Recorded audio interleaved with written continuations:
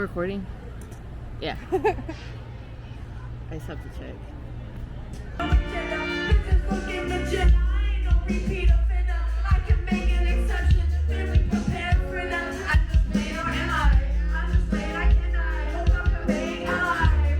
So how's Pedro?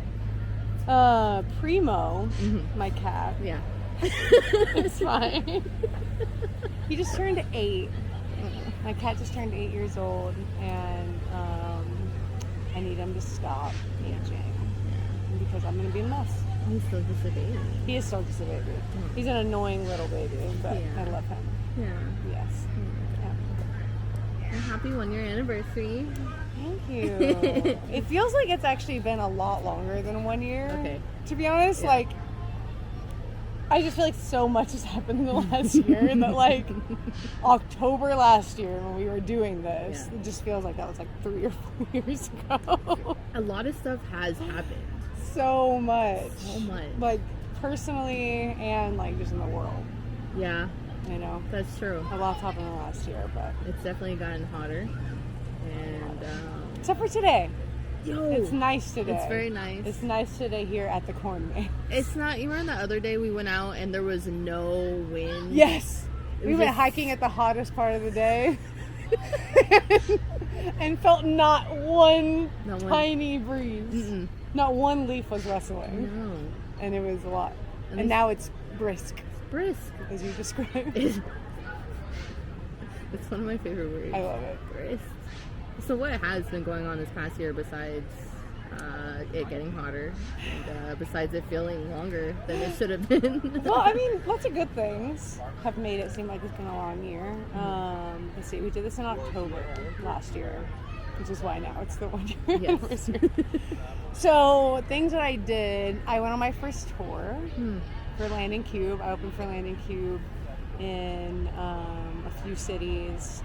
I packed up my car and I drove from here to LA, then back, stopping in a bunch of cities along the way, and that was an incredible experience for me. Like, obviously I hope to, bump that up to a tour of my own soon, but like being able to even go to open for someone and get to experience being on the road and like having to coordinate all these other cities and stuff was really cool. So that was a great experience. I dropped my EP, Prix Mine Volume 1. Go stream it if you haven't. It's only 3 songs. You can do it. But that was awesome. I loved the process of making it. I loved dropping it, and I love like all the things I've done with the album since it came out, which has been a huge focus for me over the last year. Is just been promoting that and doing different events and stuff around it and everything. So. Dropped that, which was really exciting. You and I went to DC to perform my first festival, which was an incredible freaking experience, and just adding to the fact that I've always been a traveling artist, since I started performing on stages. I started performing in Dallas, and I was living in Austin at the time, so I was driving round trip to Dallas regularly, so I've always been someone who performed on the road and stuff, which I love, but getting to add these like very like defined momentous things, like being on a tour, performing at a festival, like those have been some of the coolest things I've gotten to do. Well, the first time I saw you live was not in even Denver. here, it was in Denver. Yeah, very first time. Yeah, you're right, that was my first time performing in Denver too. Wow. Is it my first time performing out of state at all? I think it was my second time performing out of state. But yeah, I love just being in front of different audiences and stuff, But those experiences have been awesome, getting to be on the road and like just experience different audiences, different cities and everything, and get to do my music everywhere has been like really cool. And then I've also this year taken my first dive into putting on my own shows. I had 23 Till Infinity in February, which was I've hosted shows before. I've been a part of putting on shows in the past, but that was my very first where I planned the whole thing. I booked the venue, I booked all the artists, I managed the whole thing, I hosted it. It was my thing and the space that I was curating. And that was a really cool experience, and I think that show turned out really awesome. And as much as I'm not the type of person who feels like I want to get into like throwing shows like as part of my career, I really enjoy getting to have those pockets of like curating the space myself. So I did that one, and then I had the first edition of Honey Batter just a couple months ago, which was also a really awesome experience. I had a brand new venue to me and everything, and so yeah, I've been doing a lot last year. I'm doing a lot, and I launched all my own merch too. Wow. In fact, the first time I ever had merch was in November, like a month after our interview last year. So I started merch in the last year too, and like came up with multiple lines and different designs and stuff. So I've been doing a lot. You're wearing one of the shirts. I am. This is a custom though, because it's a crop top, which I don't sew. But it is my pocket VT, if anyone wants one. So going back to Honey Batter, how did you come up with the concept, and why Honey Batter? Yeah, so Honey Batter was basically the release party for the Prix Mine Volume 1 EP. It was a few months later, but mostly just because I wanted to kind of get my bearings with the EP and get some more community built beforehand. But I decided to use it as a release party for the EP. And the thing that was the most important for me was that I was going to be performing all 3 songs live with a drummer and a guitarist. Shout out Dino, the drummer from Push Crew, and I'm Trying, who's an incredible artist all on his own, but he played guitar for me that night. And that was just such a cool experience because the EP itself is like so rooted in actual like instruments and stuff versus just all like 808s and samples and everything like that. And so getting to work on those songs with Dino and with I'm Trying to come up with a live version of them to begin with, like really like recomposing them for that, and then practicing together doing that was really important to me and was an incredibly exciting experience for me, and we really killed it that night. It was just so cool getting to hear my album in that way.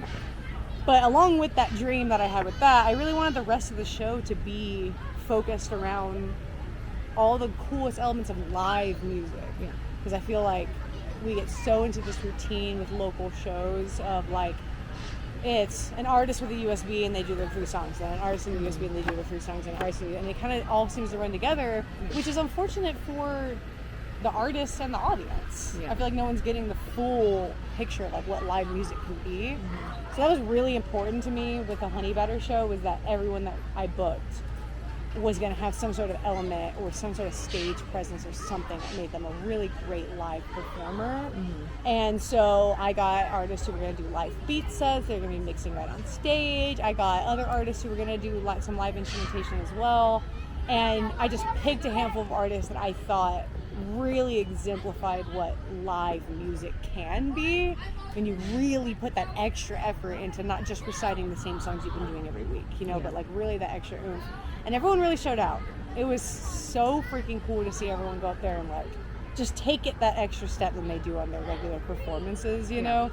And we had a great show out at the show too, especially for it being a new venue for hip hop in general in this city.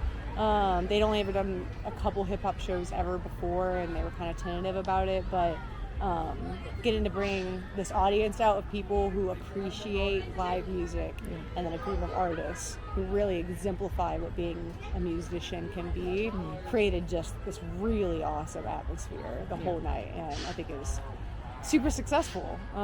So much so that the venue invited us back to do a couple more shows. So the first show was primarily focused on my EP release and the performance that I did with them along with everyone else. But the DJ that I had with me, WLK out of Houston, shout out WLK, he's also produced for me. He was the DJ for the show, and he also did an incredible job of setting the scene for the night, and did a great job with like his selections of music, not just being like all trap or all club or like all indie or all mainstream or all like, he kind of just did this great mix that really also helped set the scene for the night. And so he and I have partnered up to the next couple editions of Honey Batter, which I'm really, really excited about. The next one will be a couple days after this comes out, or right before this comes out. So this comes out on the 21st. Okay, so the second one will have just passed when this comes out, but there'll be more in the future. There's more dates coming up, but yeah, it's like really exciting to be able to take that concept that I had just for a party that I wanted to have. That's really, it was a concert I wanted to go to. Is really what I made, you know? And so to be able to take that concept and be able to continue to recreate it with even more, I mean, I only had so much time in the night. I had more artists I wanted to put on. Yeah. And now I get the opportunity to put those artists on. Even more artists that I feel like really do a great job of like creating a live music experience that's not the same as just listening to it on Spotify. It's a totally different experience live. And it's been really great getting to put all that together, and I'm really excited about the next couple iterations of it. But also implementing or giving them more time to show the artistry. Yeah, absolutely. That's another thing, you know, not to sit here and like dog on a bunch of other types of shows or anything, but as a music lover myself who loves going to live shows, and then also as an artist who's gotten to see kind of trends and stuff in shows, when I'm at a show and I see one of my favorite local artists, I want to see more than 8 minutes of them. Yeah. You know? Yeah. And a lot of times these shows that we go out and we love and we have a great time, it has packed with tons of awesome artists, and that's great that you get to see so many artists in one night. But you get to see so little of them, you know? And so I really wanted to make sure that I gave time to the artists that I booked. And so with the last one and the one coming up, making sure that artists get, 15, 20 minutes of time on the stage, which obviously eventually with different venues and bigger stages and everything, I'd love to do even more than that, even more than that. But for now, I mean, it's a good chance to like actually get some time with an artist where you can, especially if you've never heard an artist before, being at a live event and seeing someone you've never heard before, they start playing something and you're like, ooh, that kind of piques my interest, and in 8 minutes, before you've even really determined that you like this person, it's over. You got 15, 20 minutes, you hear the first song, you're like, oh, that's kind of cool. The second song, oh, okay. All right, this is kind of a style I like. Third song's maybe something a little bit different. And then by the fourth, fifth song, like, you're with their energy at that point. And now you've made a fan. Like, it takes time to make a fan, And I really wanted to make sure that I gave artists that I was booking that time to really create an intimate relationship with the audience, because that benefits both. It benefits the artist, getting to create that relationship with the audience, and it benefits the audience who's here to see music. That's why they're here, is to enjoy music and stuff. So that's definitely been a big, like, hard line for me, is that whatever I do with these shows, I want to make sure the artists have their time. Okay, cool. So can we expect any music videos from you soon, maybe in relation to the CP you just dropped? I have a lot of ideas, I have a lot of ideas for music videos. I've definitely been real focused. I only have a couple music videos out currently. I have some lyric videos and then one video that's an actual shot video. And I've been really focused more on the last couple years on perfecting my actual craft, my writing, my vocal performance, my stage performance, stuff like that, and building my connections.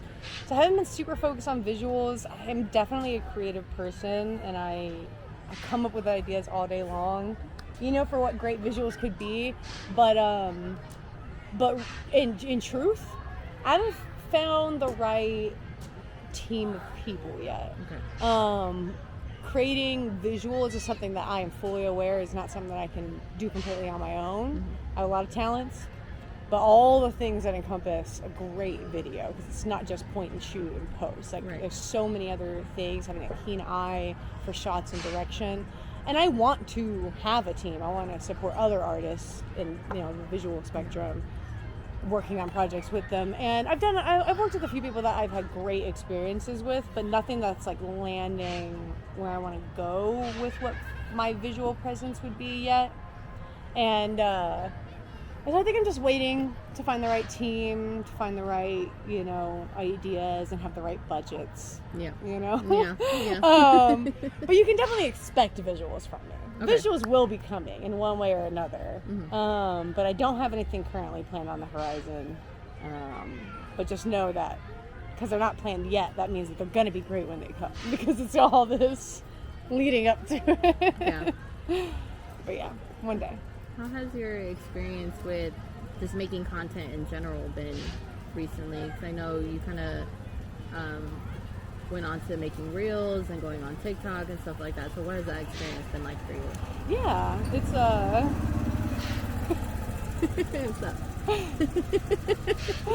up? Making reels and content stuff is something I really enjoy. It is like I said, I am a creative person, and especially short form content is something that's easy for me to conjure up in my mind and to put together. And so I really enjoy it. I think being an artist who's pursuing art as a career, it's such a difficult place to be in, right? Because making content, doing reels and TikToks and music videos even, and cover art, all that kind of stuff is also creative. And I'm a creative at heart. Music is the thing I'm most passionate about and the way that I choose to put most of my creative energy into. But I really like making all different types of art and stuff, you know, like just down to my merch. You know, all my merch is completely handmade and everything, you know, because I enjoy doing that. But once you start crossing over, taking your creativity into a job and a responsibility and obligation, it gets tough because you start being a lot more scrutinous about what you're doing and a lot more like questioning. Like, is this the right thing I'm supposed to do? Or is this supposed to be this one? Or should it look like this? Or should it look like that? And it's like when you're just a creative and you're just creating, you might have all those questions and stuff, but it's a lot more like feeding into your creativity when you ask yourself questions. Whereas when you're trying to do it as an obligation, as a job, as something that's supposed to earn you money, supposed to earn you audience, supposed to earn you something quantifiable, it gets a little bit difficult to look at the things that you're doing creatively and say, this is right or this is wrong, you know, because it's like, it's art, you know? Yeah. It's not really a right or wrong, Yeah. you know. I'm sure we'll get comments about that. We're our own worst critics. Yeah, you know, and so it's tough because you know, I do come from, you know, outside of music, I come from a marketing background. And so you would think that would help me tremendously. Market myself. But instead, it's like I just have all this wealth of knowledge that fights against me constantly about, like, am I catching the right trend right now? Am I making this thing that's going to be visually appealing? Am I going to say the right words fast enough that it catches people's attention? And, you know, oh, well, in the first 15 seconds, you got to do something because when you share it to a story, it's going to look like this. Yeah. And you got to make sure it's the right format. You can't film it like this. You got to film it like, you know, it's just all those things that, like, make it difficult to really let yourself be creative because you're having to be creative in a box. I mean, that's what it comes down to. Obviously, we all hope that our uniqueness is the thing that drives someone to us, right? And then we don't have to fight to be in this box because it's the uniqueness that's driving people, right?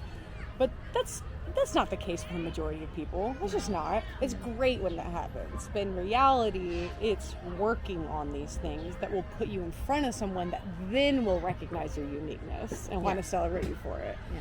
So it's the getting there that's difficult. But I do enjoy making content, and I enjoy putting pieces of myself out there. You know, like, even if it's something that's just about, like, my day-to-day, or if it's about my music process or whatever, I do enjoy putting that stuff out there. But it's a mental block for sure to, like, have to get past all the marketing nonsense of it, you know. What about new music? New music. All right, so I was just talking to Zoji. Shout out Zoji.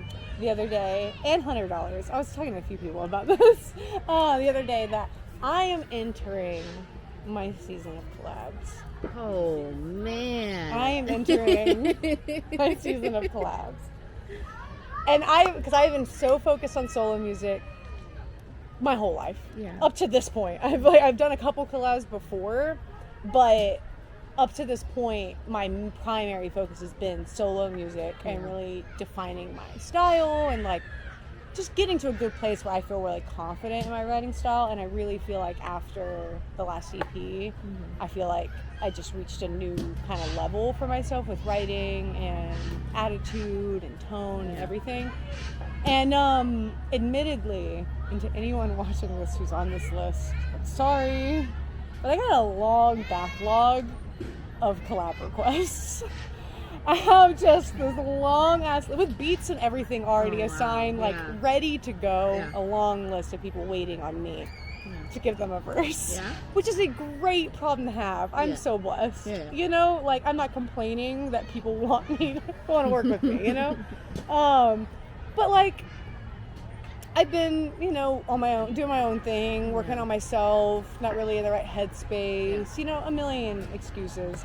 And everyone on this list has been very gracious in letting me take my time to get there. But I feel like it's time. I feel like it's time. I'm so ready. Yeah.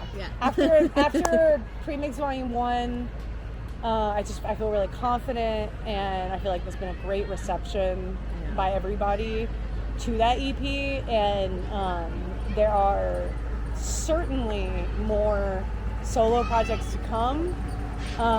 If anyone's paying attention at home, it's Premix Volume 1, which implies that there will be more than one volume. So there are more volumes of Premix coming in the future.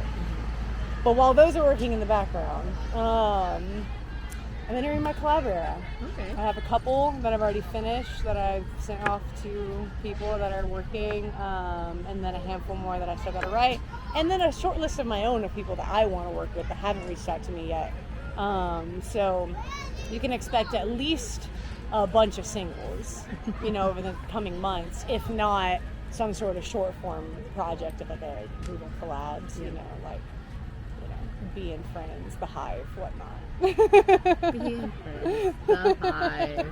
And whatnot. And whatnot. You can't forget the whatnot. The whatnot is the very whatnot. important. Yeah.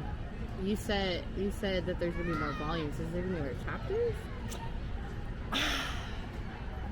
It's possible. Okay, so here's the thing. Chapter 4, the title, comes from basically me feeling like at the time that I wrote the songs for Chapter 4, I was entering the 4th chapter of my life at that time. I'm not going to get into all the chapters right now, because that could be a whole other thing on its own, but I just had been through these phases in my life, and at that time another very large change had happened for me, and I felt like I was entering this like 4th chapter, this 4th stage of my life, and that was what that one was completely based on.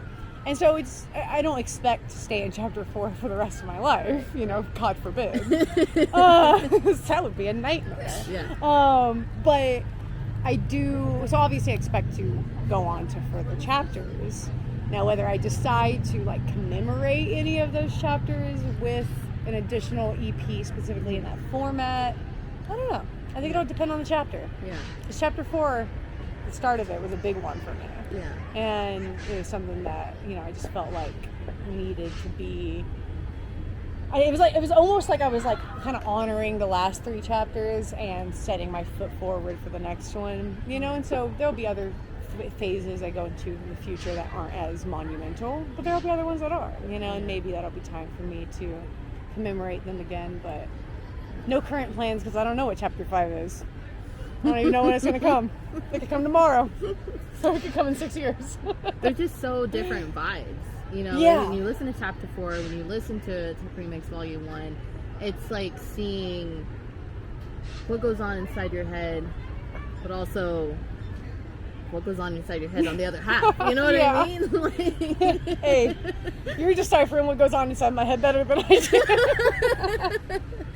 But no, you know what I'll say is Chapter 4 was my debut EP, my first project, you know, and so that one was definitely like very emotional. It was very reflective on the past, you know, and I think that's definitely one vibe. Premix Volume 1 was, I think, a big ushering into the future for me, right? Yeah. Like Chapter 4 was celebrating the past and kind of like where I'm now starting this chapter, and then Premix Volume 1 was like, I'm really in it now, you know? Yeah. And what I can't say enough is that truly the success and the listenability and the improvement that I feel like is present in Premix Volume 1 has so much to do with Jake Antlong. Yeah. He's the one who produced it. This was a 50-50 project between me and him, and like he brought out so much in me. And we talked about it all the time while we were in the studio, that my writing style brought out something new in him, in his producing style. And his producing style brought out great things in my writing. Yeah. And it was just a really awesome collaboration between the two of us that I felt like really pushed me outside of my comfort zone, pushed me to like, you know, like I know this is like going around the internet right now and it's all goofy, but like it really got that dog in me, you know, like he really brought that out, you know? And, but like, it was just such a great experience, being in the studio with him. And the whole EP was born out of the Land and Cube tour. Me opening for Land and Cube, I really wanted to make a couple songs that were brand new, unreleased, that I was making for the tour. Yeah. That were going to be just great energy, that was going to work well with Land and Cube's audience and in the different cities I was going to be in that I'd never performed in before. And so I worked with Jake to produce a couple of songs for the tour. And one of them was Can't Hold Me. Yeah. Which is a crowd favorite, and it went off so hard. The first night I ever performed that anyone had ever heard it, at the Land and Cube tour at Paper Tiger. Hold me down, you cannot hold me back. You can hold me down, you cannot hold me back. You can hold me down, you cannot hold me back. The whole crowd was singing it, and Yeah. like, I mean, it went off so well from the very first time I did it, that once I got back from tour, I was like, me and Jake work well together, Yeah, you know, and absolutely. he and I were talking about it, and it was like, we made something great together. And so we really wanted to make a few more tracks together and kind of put some more effort into it than just making some singles at some point in the future. And so we kind of sat down and we talked through what our process was for making those songs for the Land and Cube tour, and chose to move forward with the Can't Hold Me song and put that on there and make a few more songs to go with it. And just working with him was just the absolute greatest experience. He's just such an unbelievably talented producer, and he made stuff that sounded like me that I couldn't define. Yeah. You know, like I wasn't sitting there telling him I want you to make it sound like this and have this and have this. You know, like he just started working on things and we were working on it together. I was telling him it sounded good. What if you did it like that? You know, but like he in himself made music that sounded like me, and then when I was writing, it just made it so easy for like my best to come out, because I was writing with someone who was making the best for me. You know, and it was just such an awesome experience, and I feel like that was very pivotal for me, because even in some stuff I've been working on since then, working with other producers,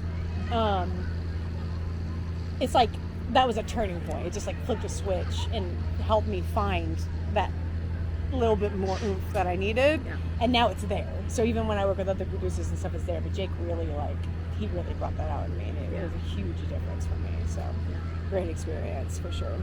Sick album. Yeah, It's one of my favorites. me too. I try not to have favorites, and Mr. Perfect will get at me for saying this, but I do not have favorites. And you didn't win SAS All Stars 2023, but you being my favorite. It's not why you won. It's because I promoted. You did. It's because I promoted, Yeah. and I know history about San Antonio. How important is promoting? Very important. Very I important. won a contest. Oh man. You still hike? I do. Yeah? Yeah. The summer was rough. It was so hot. Because of hot, yeah. It was so hot. But I still had to find times like early in the morning, you know, and stuff like that, to at least be outside, you know, because I just love being in nature, you know, but especially towards the end of the summer, and now it's beautiful outside. So I still definitely go hiking a lot. It is something that like completely... I just had a feeling. Man. But yes, I still hike, and it's just a great, like, it's like one of the only things that like resets my brain from like the day. And so I still spend a lot of time getting out, and I have a few trips coming up planned for myself to go on some long form like road trips and go hiking and stuff. So yeah, I have to. I have to. If you ever find out that I'm not hiking, you should seek help. What about camping? Yeah, I love yeah? camping. Yeah. Yeah, I didn't go at all this summer because it was so hot. I Too went in the end of May or the beginning of April, I think. No, it had to have been in April because May was when we went to DC. But I went in the spring. Yeah. And it just so happened that the weekend I went was the first 100-degree weekend that then started the rest of the summer. Rest of the summer, yeah. Like, it started that weekend and then it never stopped again. And I went up to North Texas to Caprock Canyon, which is near Amarillo. Yeah. And I was in canyons, you know, and so it's like the desert. And I was staying on a lake, but even the wind coming off of me was just too hot. And so I didn't even get to stay the whole time. I was planning on being there for like 5 days, and I was there for 3 because it got so hot. It got so hot. I was like, I'm gonna die. So I came home, and I haven't been since then. But on some of these hiking trips I'm planning on taking coming up, I'm also going to be camping, so I can do more longer term hiking. You know, it's like you can only hike so many miles in a day. Yeah. But if you camp, then you can hike for a long time, and then camp, and then wake up and hike and then more, keep and going. you can keep going and stuff. So you can get longer hiking trips in by camping. Oh, wow. Which is literally the only reason I started camping to begin with, so I could hike longer. Yeah.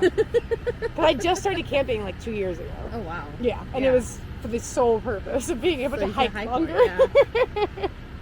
But now I actually enjoy camping, so I'll do like a little weekend trip or something like that too now because I actually like it. But yeah, lots of walking in my future. Would you say that there's anything holding you back in this industry? So many. I would say genuinely the biggest thing holding me back is my own mind. Truthfully, like talking about doing the reels and stuff and like blocking myself, like I could be putting out a lot more content that would probably be helping me, but I stop myself all the time, you know, or like this long list of collabs that I have that have been waiting on me for a long time, some of them, and not doing them because of my own things going on, you know. So I think a lot of what's holding me back, and I feel like a lot of people would feel the same way, whether they're conscious of it or not. I think the biggest thing holding back a lot of people is their own mind. You know, you think that people are not getting you opportunities, but you're not going and talking to them, you know, and you think that, you know, no one's looking at your stuff, but you're not making enough stuff, you know, you're thinking you're not getting enough streams, you're not making enough music, you're not putting it out there enough, you know. So I think that's definitely a big thing for sure, and it's the primary thing that I focus on trying to improve. Beyond that, I think that the types of shows that are available to local artists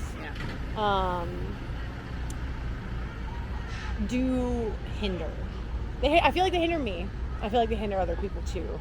And it was a little bit what I was talking about with what I wanted to do with the Honey Batter shows, right? Some of those things that I'm trying to combat is what a lot of, when I say local, I don't even mean just San Antonio. Yeah. I mean, when you're talking about a local show that someone of my, you know, stature in music so far is able to get onto, are a lot of just everyone's going up, there's artist after artist after artist after artist, and there's no personality in it. There's no community being drawn into it. There's no chance for someone to really get to know that artist, because by the time you're even noticing them, the next artist is on stage, and it's just like that, you know.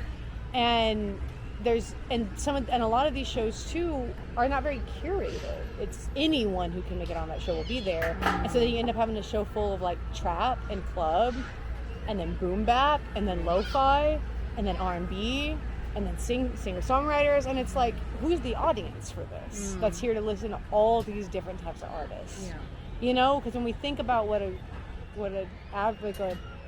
higher tier concert going experience is for a listener, right? You're not going to a show like that, where it's all completely different things, where you don't even pay attention to any of the artists, you know? And I think that really is a hindrance, because yes, doing a bunch of the shows does put you in front of different people that might not have heard you because it was a different audience or whatever, but oftentimes these shows end up being where the whole audience is the other artists.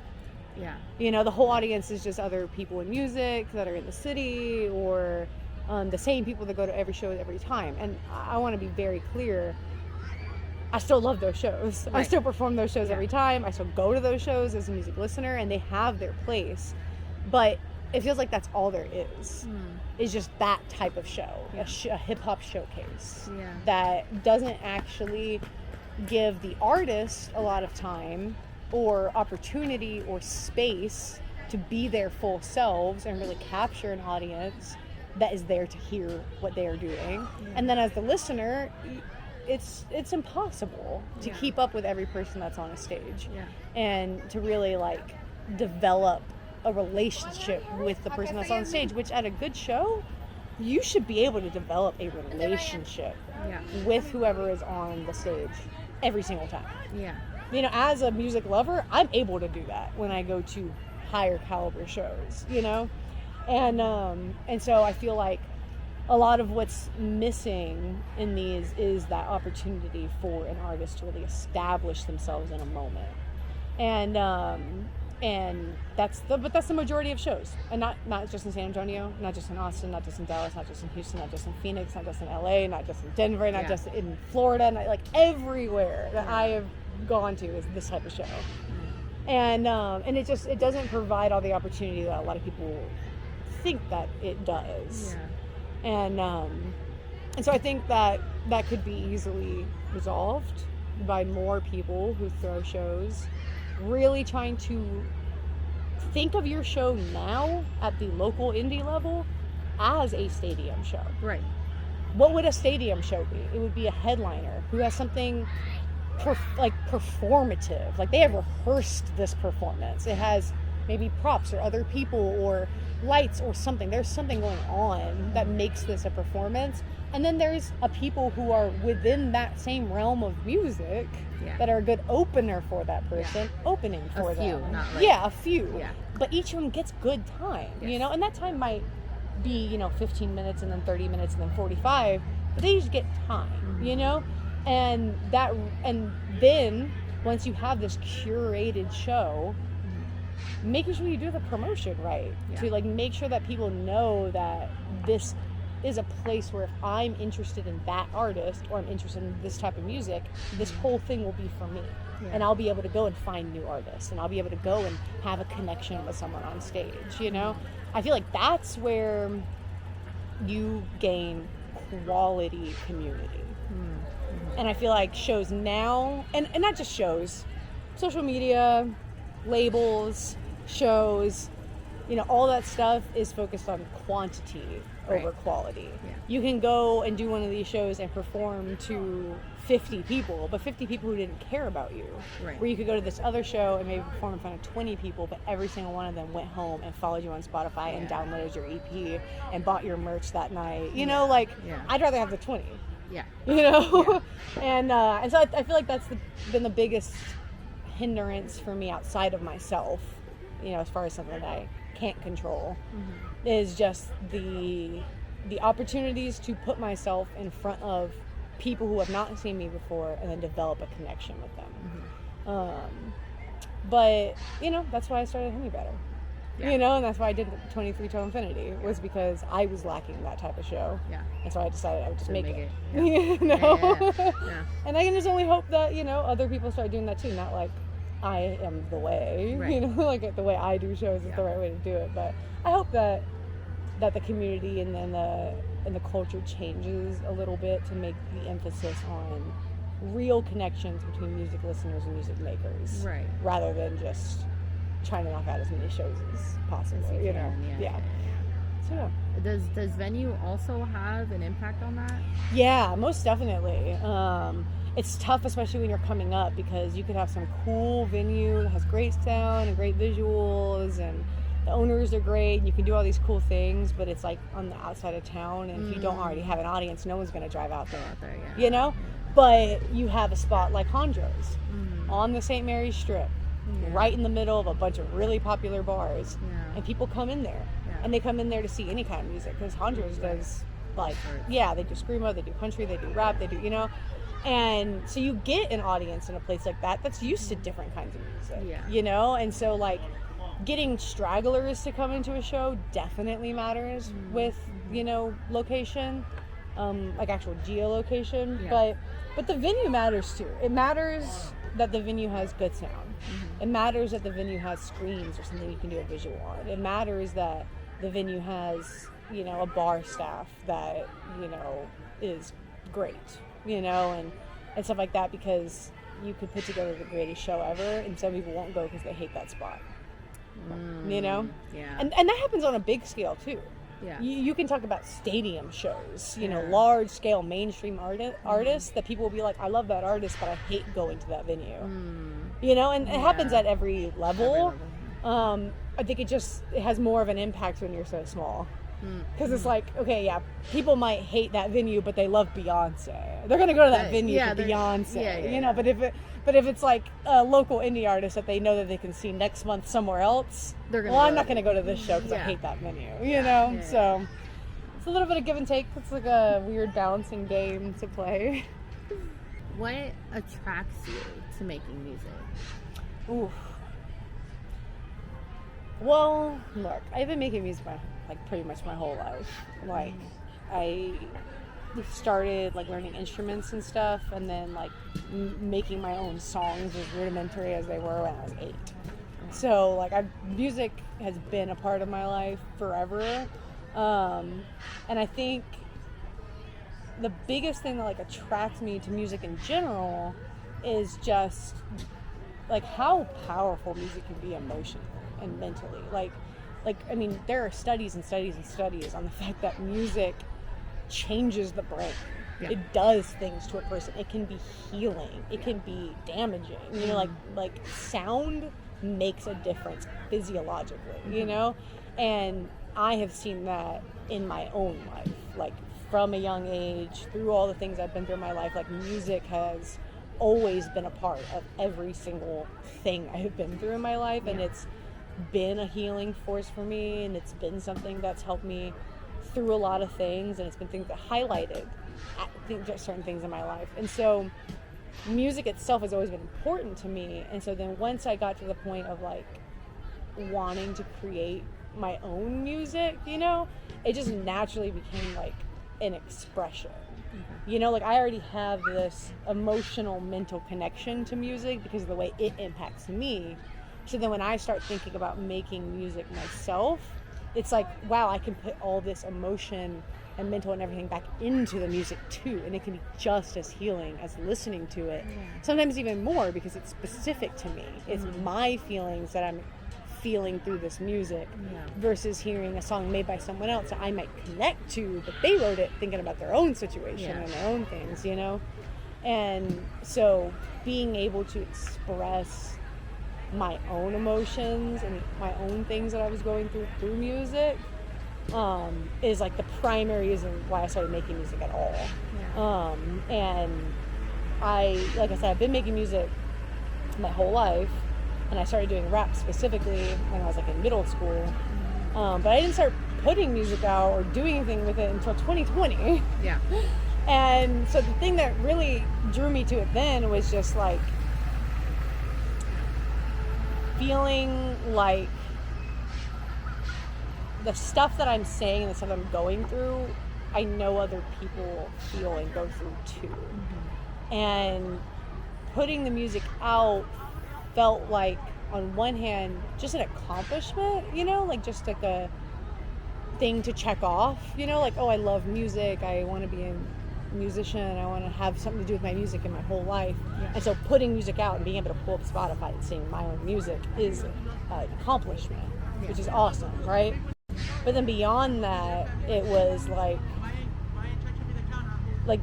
if there's anyone who likes the same music as me, who likes the same kind of sound that I'm doing, and who's been through the same things as me, and can feel what I feel when I listen to music that impacts me, the idea of having someone else feel that when they listen to my music, you know, and knowing that because I write about a lot of like really dark shit, you know, like I write about a lot of trauma and anxiety and depression and stuff, like if someone else were to listen to my music and feel some sort of healing or understanding or just connect with it at all, like to me makes me feel less alone.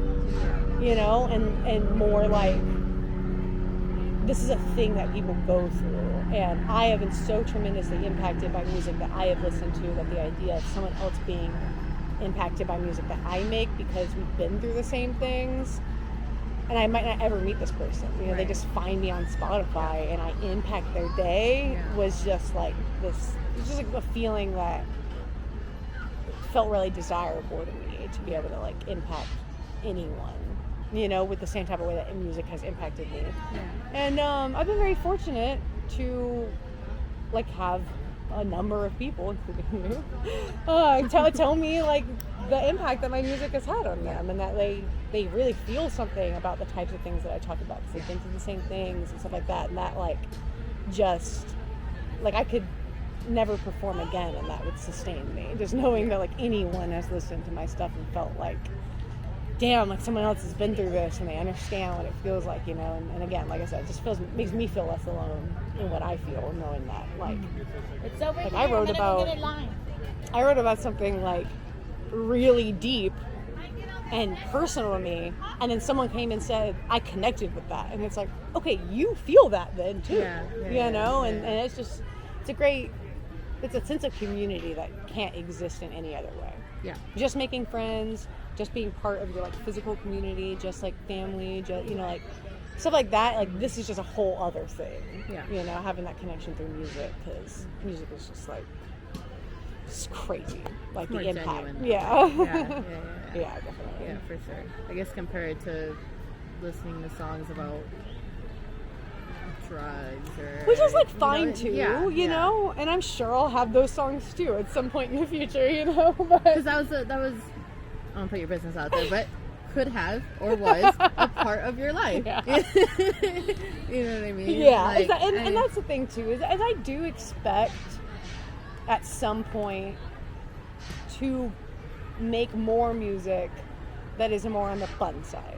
I Okay, feel yeah. like Premix was a fun album. Absolutely. You know, like Yeah. there was still some of the deep shit in there Yeah. too, because Yeah. I can't help it. I'm like a sad boy, you know.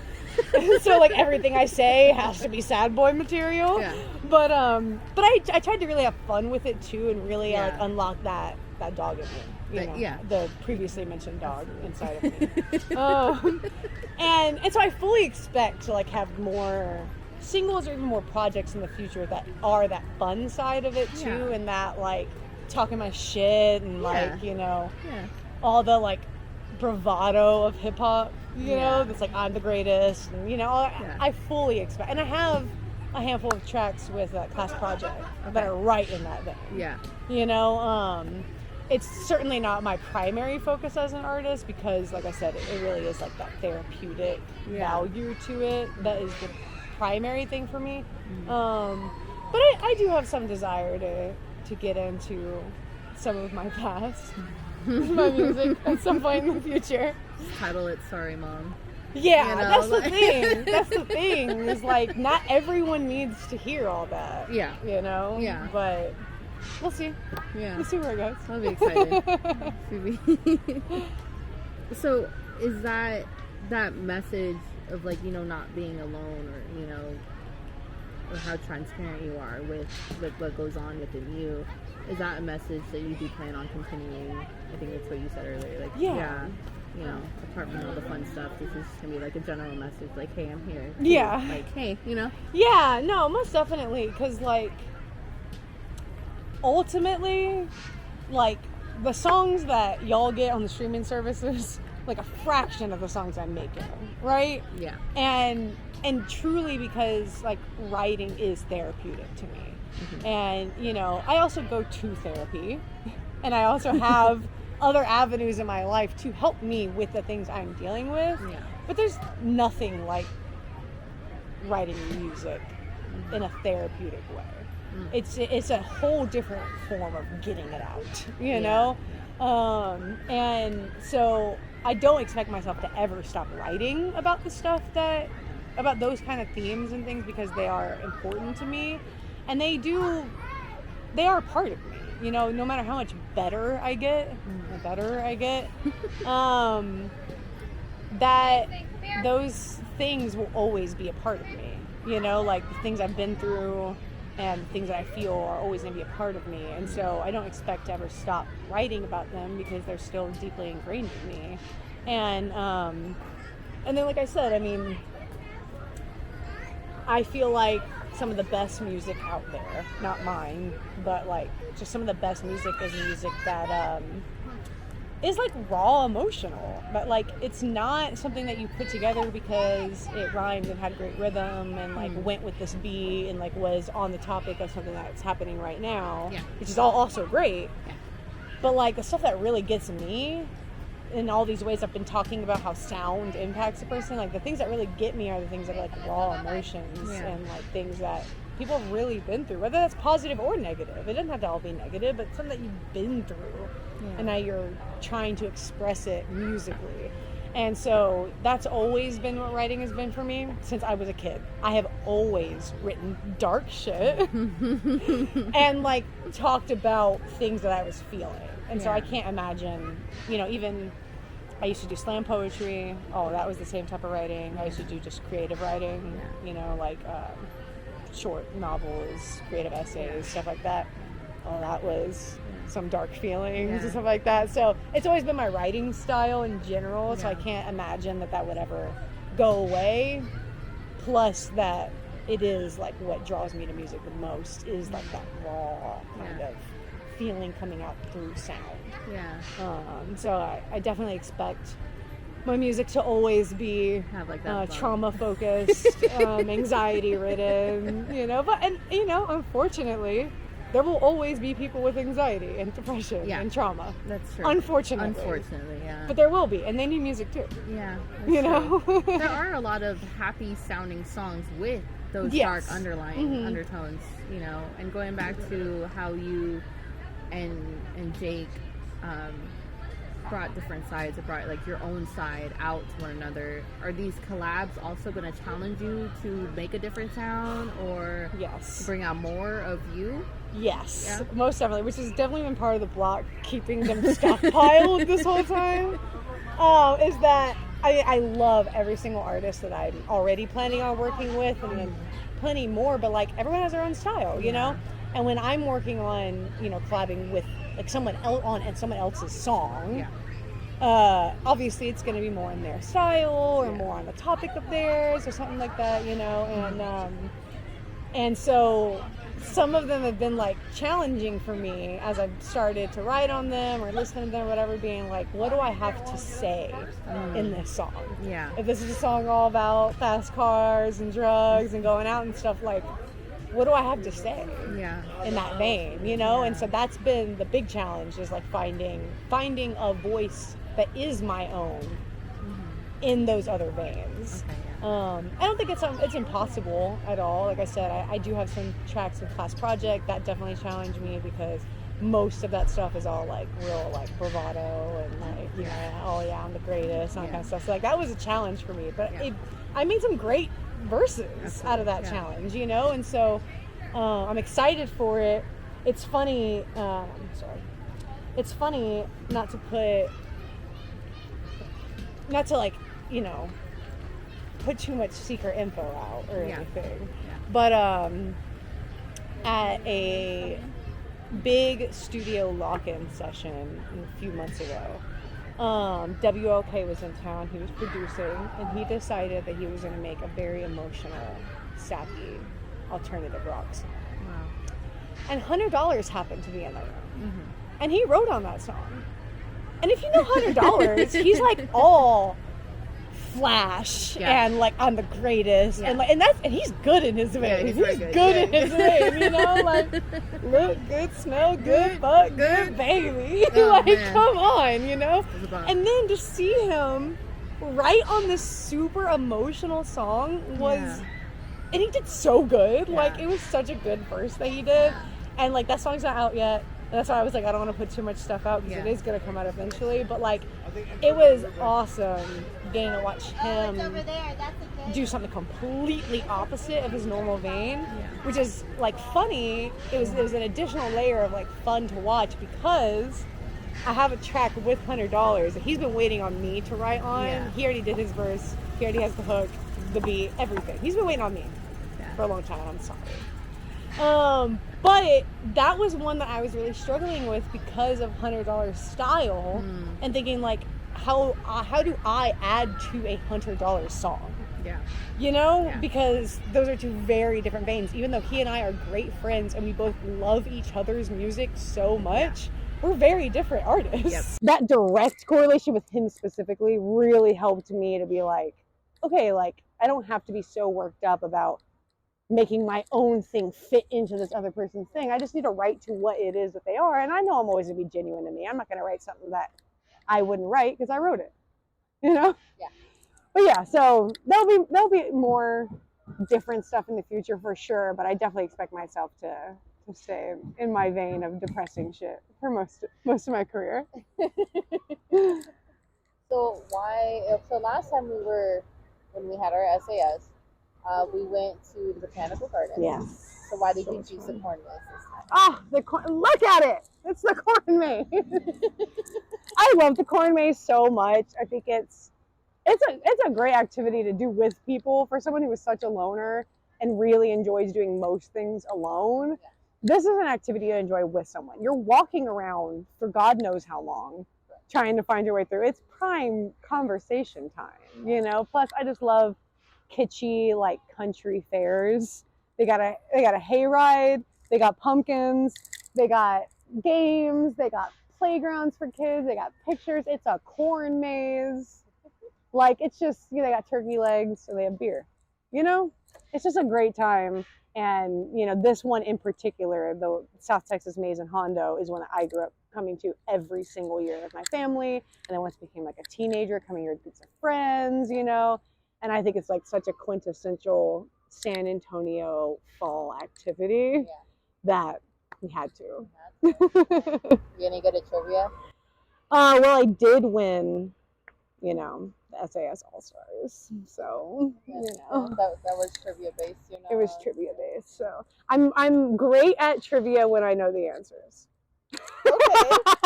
Okay. That's my trivia joke. That's my trivia joke. I say that every single time I do trivia anywhere, and someone's like, "Are you actually pretty good at this?" I'm great when I know the answers. Well, what do you say we go through this corn maze and find out how good you are? Yeah, I hope we don't die. Why would you say that? If we get lost, We might get lost. we would die. That did it. One? All right. Alright. He said we have to stand in front of it. Stand in front. Okie dokie. Before pumpkins, what was commonly carved to make jack-o'-lanterns? Onions, melons, or turnips? Turnips. I was thinking turnips or melons. I don't know. Those are both turn left, though. Okay. So we can go left. What's your question? Who lives in a pineapple under a sea? SpongeBob SquarePants. I know that now. Is it left? It's on turn yours left. Too? Okay, Yeah. so that's this way. I can do SpongeBob trivia. Okay. I mean, you barely passed that last round, That was though. rough. You have 60 seconds. Give me a second. To quote as many SpongeBob quotes as you can, and go. That was rough. And I've told you this before, but SpongeBob quotes haunt me now. Like on a daily basis, when I regularly think of SpongeBob quotes, I'm like, why couldn't I have thought of that one in the middle of that? We're just walking aimlessly into the cornfields. Into the corn. What's that one movie where it's a Stephen King movie, but they're like in the corn and they Children of the Corn. It's not Children of the Corn. Is it Children of the Corn? That is one of his most famous. You know, it might be Children of the Corn, where they go in and they can't come out. Yeah. It's Children of the Corn. There's also that other one that was, I think it was also a book adaptation. And it was like a Netflix movie. And it was like recent. Like the last like 5 or 10 years. Yeah. Have you seen that one? Hey. Who is known as the friendly ghost? You know this one. Oh, Casper. Casper. How many members were there originally in the boy band One Direction? Originally. 5? So let's turn left. Mine was also turn left for Casper. Okay, so then... Was 4 an answer? No. No, okay, I think I was right. It wasn't 6. 6 is the other left. I think there was 5. Oh, no. Oh. Choose the path less traveled by. It's how you really get lost.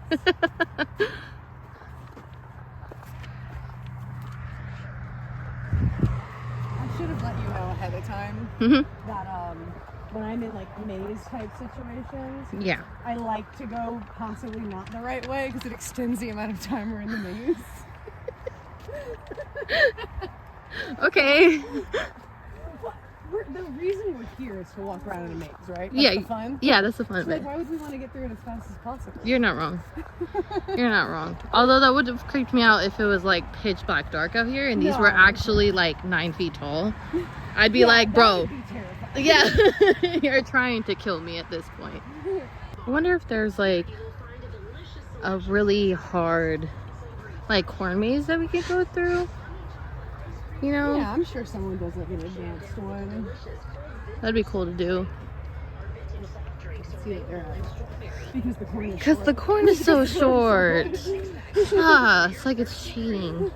That would have been a great place for us to have to make Oh, this one. yeah, for real. Alright, I actually do not know this one. Okay. Who is said to haunt the White House Rose Garden? First Lady Jacqueline Kennedy, First Lady Abigail Adams, First Lady Dolly Madison, or First Lady Lou Hoover? My instinct would be Jackie Kennedy just Because of the Kennedy Kennedys. curse? Yeah. That's what I was thinking too. That would be turn left. Okay. So which of the following songs is not a Beatles song? Ooh. Hey Jude, Here Comes the Sun, Sugar Sugar, or Come Together? Sugar Sugar. Yeah. Which is what? Turn right. Ah. What was So it? it's either Dolly Madison or Lou Hoover. Madison, I guess. I think Madison was earlier than Hoover. Okay. It's gonna be something I want to Google later. Yeah, I know. Okay, so that's turn right, you said, right? Yeah, turn right. I've never even heard that story before. That there's a first lady who haunts the Who White haunts? House Garden. Yeah, no. And it's not Jackie Kennedy? It's not even, what was her name? The daughter? Was it Annie Kennedy? I don't They had know. one of their daughters, like basically like originally, when she was younger and like a teen, she was just rebellious. Yeah. She wore pants and some dresses, and she liked to smoke pot. Yeah. And she hung out with people that the Kennedys shouldn't be hanging out with, you know? Yeah. And because of that, they started heavily medicating her and wow. sending her away to like psych ward stays and like all this kind of stuff. And that made her go fucking crazy. Oh, yeah. And so she was just a rebellious woman. Yeah. She didn't want to fall into footsteps of her family and everything. And they didn't want her embarrassing the family because they were already very public. And so they would just start sending her away. And that actually did end up making her go crazy. Aw. Isn't that wild? Yeah. It's like you had one... Oh. You had one normal person in your family. And you made her go crazy. Yeah. It's fucked up. Right? The more you know. I mean, all to just keep it a secret. Yep.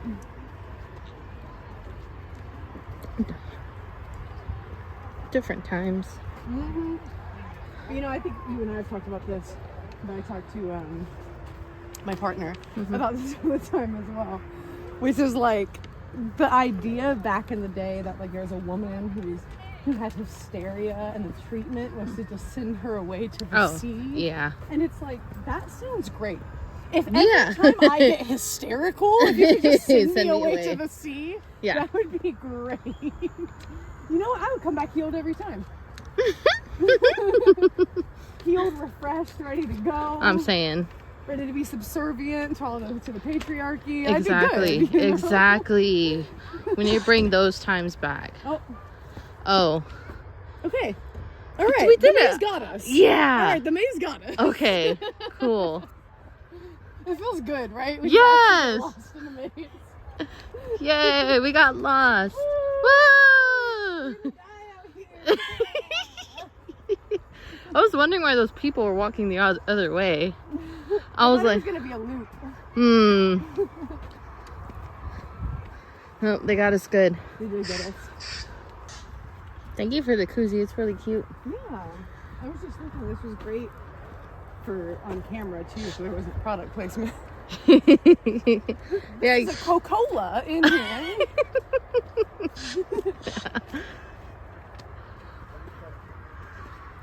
I didn't even think of that. Smart. Oh, just closed my exercise ring. Nice. Did it. Did it. Oh. Oh, I'll sick. pass it right up. Okay. A pumpkin is a vegetable? True or false? It has seeds, so no, it's a fruit. Right? I think that's the thing too. Yeah, because berries have seeds. I think anything that is a fruit has seeds. Yeah. Like a cucumber, a tomato, those are fruits. Yes, and it annoys me so much. I know. Okay. Okay, that would be turn left if we're right. In the movie High School Musical, what jersey number does Troy Bolton wear? I've seen High School Musical so many times. And that was not what I was paying attention to. I don't know. 80? I don't know. You just want the 5, 14, or 23? Is it 23? It would say turn right. Oh. It's 4. I think it's 14. You know it's 14? Yeah. Let's turn left. Yeah. I don't know. I feel like it's 14, dude. Did they make a point about it in the movie? No, he just always wears a jersey. Well, I know, but like I'm always looking at his helmet here. I'd never actually seen Baywatch, but I was watching some of it while I was in the doctor's office the other day. Yeah. He was in the lobby. Mm-hmm. And he's kind of a douchebag in that movie. Like I didn't know anything about it. I've never seen it. Mm-hmm. So I get that that's his character. Like he's supposed to be like this douchey guy who thinks he knows everything, and then The Rock puts him in his place. Okay. But like, I was watching it and I was like, ew, like Zac Efron, you got all shredded to be an ass? Oh my goodness. Hi, hello. A little cricket. Yeah. Okay, bye. Sorry, I just had to say hi real quick. You did have to. It's cute. Making cameo.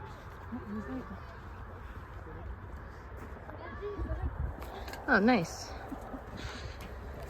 Oh, this one's easy. Okay. What vegetable is disliked by vampires and used to scare them away?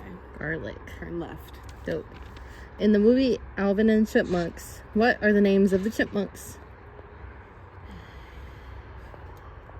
Snap, crackle, and pop. You've never seen a chipmunk? No, I actually haven't seen the movie, but I'm familiar with the chipmunks from like the original cartoon and stuff. Yeah. But in this moment, I cannot remember any of their names. I feel like, is it Chip one? No, I was thinking about something else. My shiny teeth and me. Shiny teeth, shiny Shiny teeth. My shiny teeth that sparkle. I can just read you the I don't know. Alvin, Theodore, and Simon. It's Alvin and the Chipmunks. Alvin's in the Alvin's name. one of them, and you Yeah. said Chip. Yeah, it was left, right? Yeah, left. Okay.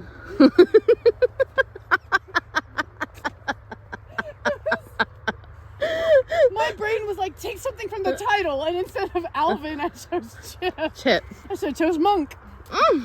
Oh my God! Look at that tree. It's true. Tree straight ahead. With all the Oh. pink behind it. Yeah. Oh my goodness. That's so pretty. Oh, it's adorable. I want to paint that. Yes. You know? All the little clouds. Yeah. This message is brought to you by Ghosts. ghosts. Yeah, because we were ghosts earlier. Oh, you know, you're not wrong. We were Who are you gonna call? ghosts. We were ghosts. Oh, the photo shoot was so sick. Yeah, I know. I'm so excited for that. Oh, you're 9. All right. What phobia do you suffer from if you have a fear of pumpkins? What the fuck? Phobophobia, phasmophobia, or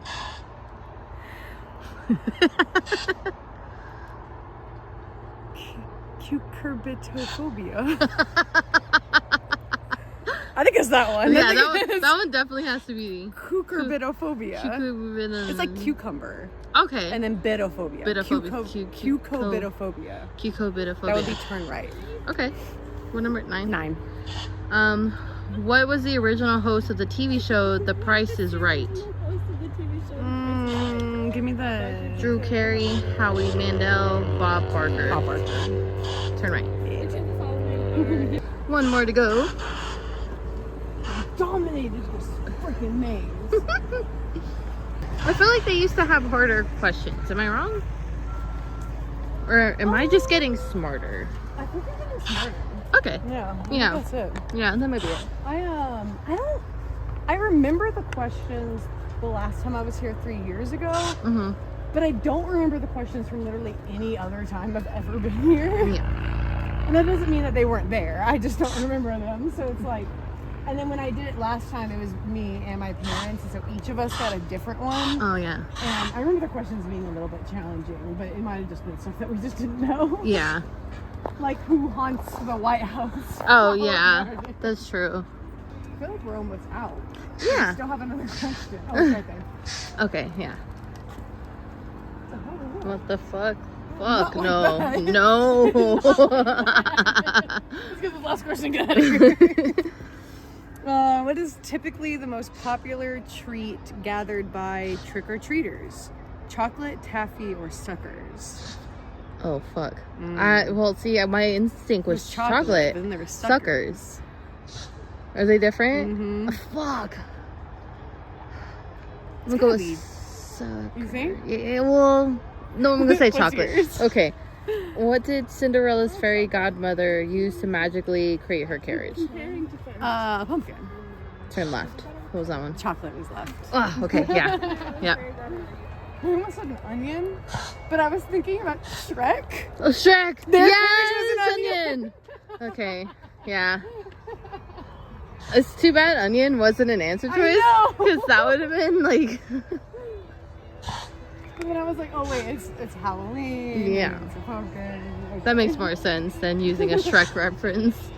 Nothing makes more sense than making a Shrek reference. Okay, you're not Okay? wrong. Yeah, no, you're not wrong. You're not wrong. In this household. We did it! Yay! We escaped twice. We went back in, but we did the corn maze, Hey. brother. And that's a wrap. Woo. That was fun.